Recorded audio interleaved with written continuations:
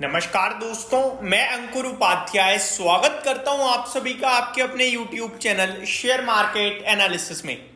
Budget की 11 बड़ी बातें अभी तक की बताने जा रहा हूं आप सभी के साथ, और ये तो कुछ भी नहीं है, अभी तो बजट ऑलमोस्ट शुरू ही हुआ है।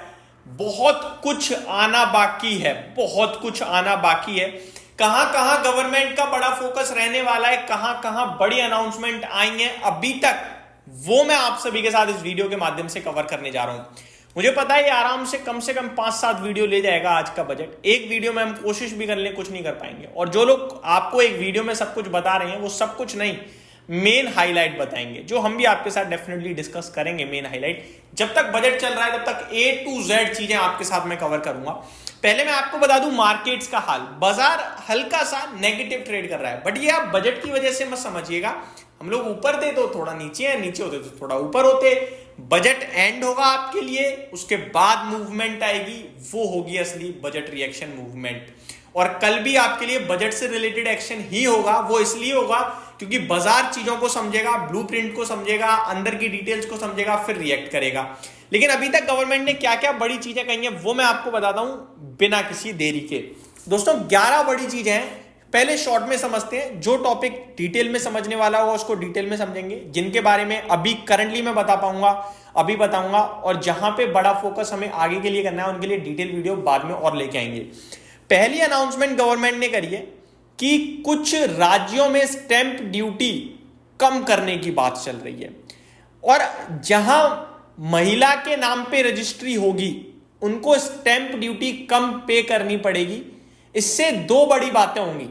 पहली तो ये कि फीमेल पार्टिसिपेशन बढ़ेगा प्रॉपर्टी में, और दूसरा प्रॉपर्टी में अगर स्टैंप ड्यूटी कम पे करनी पड़ेगी देन डेफिनेटली एक रियल एस्टेट को बढ़ावा मिलता है। क्योंकि आपको पता होगा, आप प्रॉपर्टी लेते हो तो जीएसटी और स्टैंप ड्यूटी दो तरीके के चार्जेस होते हैं जो कभी प्रॉपर्टी वाला काउंट ही नहीं करवाता आपको।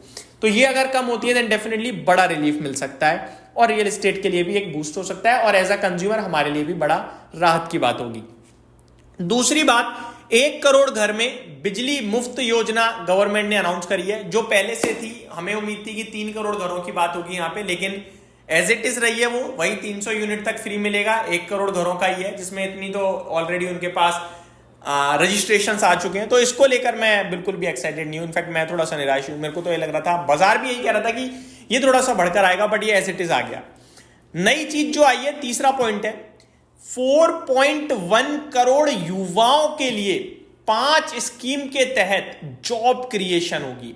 स्किल हो सकती हैं या अलग अलग स्किल्स वालों के लिए 5 स्कीम के तहत नौकरियां आएंगी। 4.1 करोड़ युवाओं को इससे जॉब मिलेगी, और इस पे सरकार 2 लाख करोड़ का खर्चा करेगी।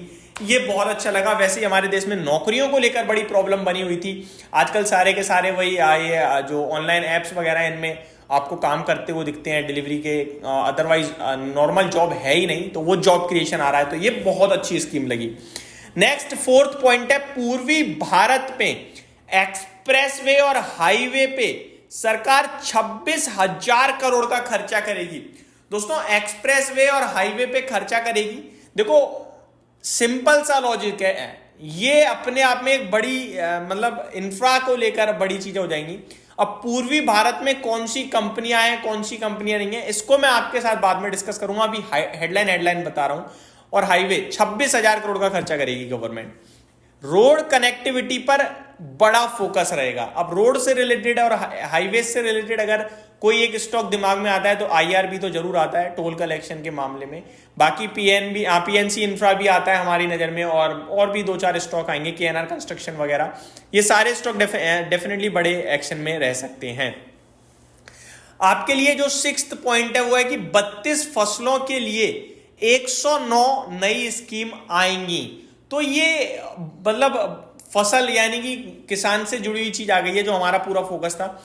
ये देखते हैं कि कौन कौन सी स्कीम आती हैं, और इन स्कीम जब आएंगी उनके तहत किसको बड़ा फायदा होगा, वो देखने वाली बात होगी। लेकिन ये एक अनाउंसमेंट आई है। 7th, ये हमने पूरी तरीके से कवर किया। सी फूड श्रिम्प फार्मिंग के लिए फाइनेंसिंग इजी करने पर फोकस होगा, और इसी के चलते 3 के 3 बड़े सी फूड रिलेटेड स्टॉक आज बेहतरीन एक्शन में है, और मैंने डिटेल वीडियो बनाई थी इस पे। कोस्टल कॉर्प, एपेक्स, और आपका एक्वाजील, ये तीनों ही एक्शन में है। आगे 8 पॉइंट है, FY25 में 15,000 करोड़ का सपोर्ट सेंटर गवर्नमेंट से मिलेगा आंध्र प्रदेश सरकार को। आपको पता है आंध्र प्रदेश में नायडू जी की गवर्नमेंट है, हालांकि एनडीए का पार्ट है वो भी, तो उनको ये स्पेशल आ रहा है। आपको मैं बता दूं कि नायडू जी के खुद के परिवार की एक कंपनी है जिसके प्रमोटर्स हैं वो, और वो है आपका हेरिटेज फूड। 15,000 करोड़ सरकार मदद देगी आंध्र प्रदेश को। तो आंध्र प्रदेश से रिलेटेड कंपनियां कौन सी हैं ये तो हम सभी को अच्छे से याद है, क्योंकि एक्शन बहुत हुआ था इलेक्शंस के समय पे। लाइक हेरिटेज फूड है, अमरा राजा बैटरी है, क्योंकि वो डायरेक्टली एक बार एमपी भी रह चुके हैं आपका नायडू गवर्नमेंट से। तो ये कुछ स्टॉक है जिनमें बड़ा एक्शन हो सकता है, इसलिए हरे निशान में भी ट्रेड कर रहे हैं। इसके ऊपर भी डिटेल वीडियो में लाऊंगा इस पॉइंट पे। 800 megawatt super critical thermal power plant लगाएगी गवर्नमेंट। और भेल और एनटीपीसी का जो जॉइंट वेंचर है ना, इसके लिए, इसके मेगा प्रोजेक्ट के लिए गवर्नमेंट की तरफ से सपोर्ट आएगा। तो ये दो स्टॉक ऑलरेडी फोकस में आ गए हैं। Last but not the least, in fact second last है कि FY25 में 11.11 लाख करोड़ का केपेक्स अनाउंस किया है गवर्नमेंट ने, जो कि इन टर्म बजट में किया था। तो केपेक्स एग्जैक्टली सेम रहा है जो इन टर्म बजट में था, ना ऊपर ना नीचे, तो इसको हम थम्स अप ही देंगे। इंफ्रा पर, जो इंफ्रा से रिलेटेड चीजें हैं उस पर सरकार जीडीपी का 3.4% के बराबर इन्वेस्ट करेगी। तो ये कुछ बड़ी बातें अभी तक आते हुए दिख रही हैं जो मैंने आपके साथ डिस्कस करी। होप आपको सारी चीजें समझ में आएंगी। इनसे रिलेटेड कुछ टॉपिक्स हैं इनमें जिनसे रिलेटेड हम स्टॉक स्पेसिफिक वीडियो भी बनाएंगे, बट आप सभी को पता है एक्शन भरपूर स्क्रीन पे चल रहा है, एक साथ सारी चीजें नहीं हो सकती हैं, धीरे धीरे आपके साथ लेकिन कवर सब करेंगे। Thank you so much for watching this video. Have a great day guys.